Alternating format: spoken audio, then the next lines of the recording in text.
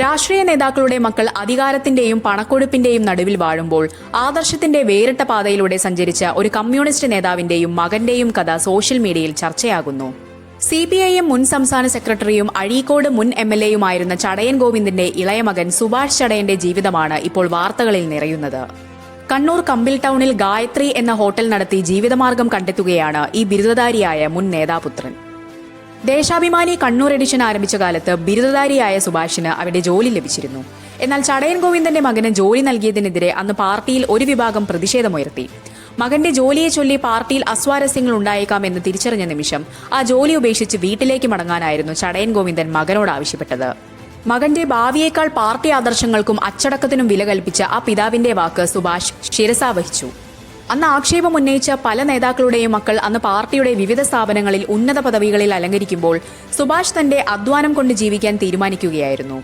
നീണ്ടകാലത്തെ ജോലി അന്വേഷണങ്ങൾക്കൊടുവിലാണ് സുഹൃത്തുമായി ചേർന്ന് കമ്പിൽ ടൗണിൽ ഒരു ചെറിയ ഹോട്ടൽ അദ്ദേഹം ആരംഭിച്ചത്. ഒരു MLAയുടെയും പാർട്ടി സെക്രട്ടറിയുടെയും മകനായിട്ടും യാതൊരു ആനുകൂല്യങ്ങളും കൈപ്പറ്റാതെ സാധാരണക്കാരനായി ജീവിക്കുന്ന സുഭാഷ് ഇന്നത്തെ കാലത്തെ വിരോധാഭാസമായി മാറുന്നു.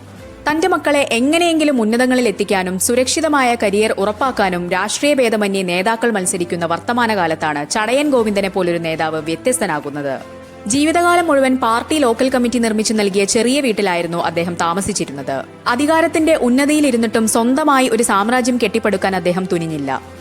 ചരിത്ര വിദ്യാർത്ഥികൾ ചടയൻ ഗോവിന്ദന്റെ രാഷ്ട്രീയ കാലഘട്ടത്തെ CPIMന്റെ ചരിത്രത്തിലെ നിർണായക വഴിതിരിവായാണ് അടയാളപ്പെടുത്തുന്നത്. വൈദേശിക കോർപ്പറേറ്റ് മൂലധനത്തിന്റെ കടന്നുകയറ്റത്തെ ശക്തമായി ഈ വാർത്തയുടെ പൂർണ്ണ വിശദാംശങ്ങൾ അറിയാൻ ദ ഹാലി ന്യൂസ് യൂട്യൂബ് ചാനൽ കാണുക. Link in bio.